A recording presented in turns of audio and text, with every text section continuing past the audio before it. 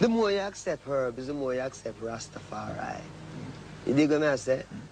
We who accept herb is important, but herb is more important to the people who don't accept it yet, because that is a reality. I mean, it's not selling is something that you crave, but you check it in your sense and say, herb is a plant. I mean, herbs are good for everything. Why these people who want to do so much good for everyone, who call themselves governments and this and that, why them say you must not use the herb? You see? And we check that and we can't find, we just see them just say, no, you mustn't use it because it make you rebel. Against what? Against men who won't crave, because them crave for the things like say, them have some material things and them want to captivate your mind and tell you, say, well, you have to work and put you on pension and him keep it all. So herb make you look for yourself, and instead of you want to work for the man, you want to be one of the man too. Not in the sense of how him is, but in the sense of why should you have to bow to these things. Good morning, Governor. My question has to do with your understanding of states' rights in the 10th Amendment. Last year, 44% of voters in Nevada voted to end marijuana prohibition in their state. Not just for medical use, but the whole bail policy. If you become president and a state chooses to end its prohibition of marijuana during your term, how will you respond? I believe that marijuana should be illegal in our country. It is the pathway to drug usage by our society, which is a great scourge, which is one of the great causes of crime in our cities. And I believe that we are at a state where, of course, we are very concerned about people who are suffering pain. And there are various means of providing pain management. And those that have loved ones that have gone through an end of life with cancer know the nature of real pain. I've watched my wife's mom and dad, who both in our home were going through cancer treatment, suffering a great deal of pain. But they didn't have marijuana, and they didn't need marijuana because there were other sources of pain management that worked entirely effectively. I'm told there's even a synthetic marijuana as well that's available. But having legalized marijuana is, in my view, an effort by a very committed few to try and get marijuana out of the public and to ultimately legalize marijuana. It's the wrong way to go. We need less drugs in this society, not more drugs. And I would oppose the legalization of marijuana in the country, or legalization of marijuana for medicinal purposes, because pain management is available from other sources. Thank you. Let's see, I guess it's my turn to choose it. Go ahead, this young lady right here. Yeah. Do you have to smoke to be a Rasta? No, man. But in this time, I mean, like, for instance, you're reaching a sense where you're strong enough, can take a little smoke. So when all them car pass, although you live in the city, you don't hear it because you're thinking. Differently if you just live so. Then, you know what I mean, the whole world confused you and you're worried and you don't have no time to think. And herb is a thing that give you a little time for yourself so you can live, if you use it. And will you consider legalizing marijuana so that the government can regulate it, tax it, put age limit on it, and create millions of new jobs and create $1 billion industry right here in the U.S.? Well, think the drug-related questions stop there? Not even close. More than a dozen of the questions out of the top 50 were related to drug policy. Good. These are questions submitted by the public, correct? Do you want to legalize drugs? Yes. All of them? Absolutely. Crack? Not crack. You I asked you, I said true. Would you legalize? I don't believe the government should. Answer a question. Would you legalize I would crack? legalize all drugs, period. Crack, heroin. Everything. acid. People should not have the government tell them what should be put in their body. You know, so we can predict with certainty somebody's going to be on crack killing somebody. What that's about okay alcohol? with you. Alcohol is one of the most dangerous drugs. It's not legal. like crack. It's not like heroin, Alan. It is a dangerous drug. If you're going to legalize one, you legalize them all. You have the government deciding what's legal and what's not legal. If you inject heroin into your arms, it's a little different than having a glass of wine, don't you think? Of course it is, but you need treatment, and we need to put money toward treatment of these people and curing them, not That's all the time we have left this evening. Alan's got to take a bong hit. We'll see you back here tomorrow night. What about alcohol?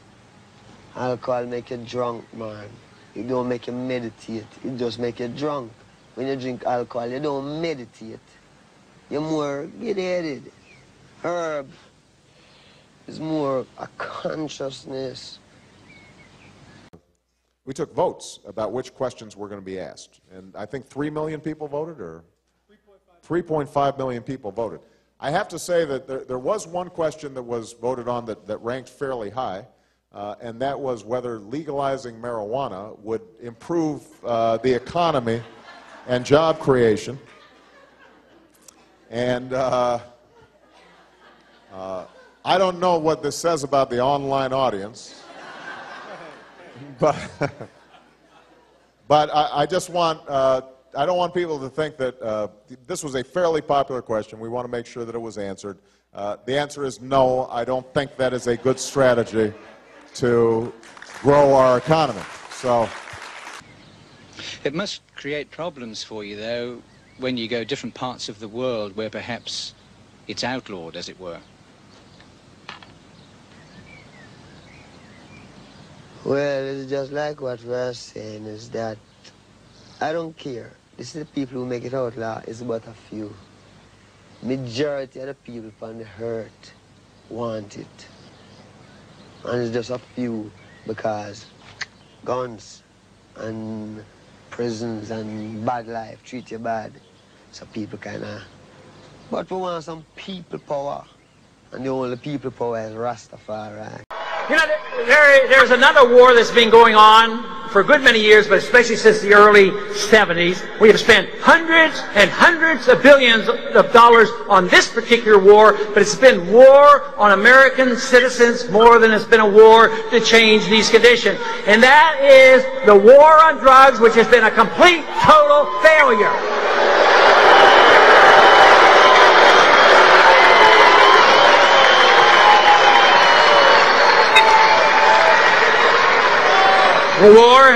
The war on drugs has led us to a condition where the states pass laws that say that if you happen to be ill, you are sick, you're getting chemotherapy, you have AIDS, and you get benefit by smoking marijuana, and the law permits you to do it, which should be permissible in a republic. No, the federal government actually arrests sick people in the name of compassionate conservatism and putting people in prison.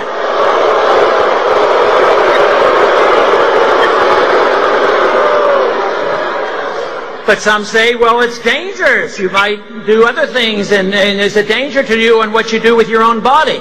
Yeah, you know, I made a comment once in a speech on the House floor. I said, yes, some of the strongest drug warriors in Washington, D.C. rant and rave about the possibility of a sick person using marijuana for their illness at the same time. But guess what?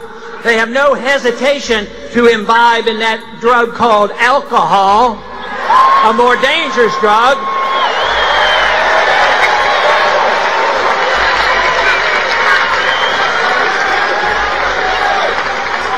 But the drug war has caused us to do so many foolish things. Not only it's a violation of freedom of choice and taking your own risk, it violates the concept of states' rights and state legislation, but it also has done something rather weird in many ways. This whole idea, and it's only recent, it's in the lifetime of many of us here. It was the first federal law against the use of marijuana occurred in 1937, I believe. 1937. Before that, people did use that. States had right to regulate, but it's a recent onset. But during the war, it was important that a related plant to marijuana called hemp was was used. They were encouraged to grow it. It was useful in the war effort. You can make clothes and medical problems and food products out of hemp. But we are obsessed and confused. And what does the federal government do? If you go out and plant hemp plants, you're going to go to jail. What's going on? And they'll tell you, oh no, it's a drug. Somebody might smoke it. But you know what? To get high on a hemp cigarette, the cigarette has to be big as a telephone pole. We're revolutionaries, you know? Is that the way you'd see yourself? Yeah, I see myself as a revolutionary who don't have no help and not take no bribe from no one to fight in single-handed with music. Rasta is the future. See? Yes.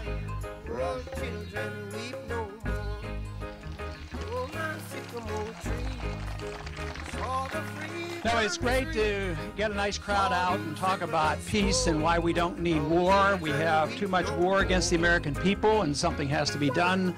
War is not a good idea, it's a bad idea. It was a couple years ago, probably in 07 or 08, I was asked on national television about the technique of, they knew I wanted to bring the troops home. They said, but how would you do this? It's so complicated. What would you do? So my solution was we just marched in, we can just march out.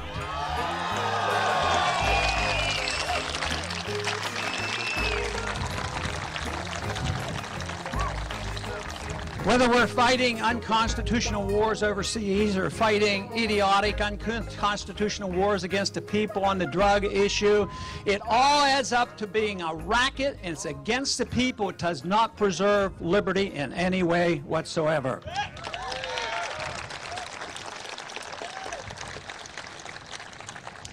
We talk about a revolution. I believe this country is in the midst of a revolution. I believe it's a philosophic revolution, and that's the only kind that count.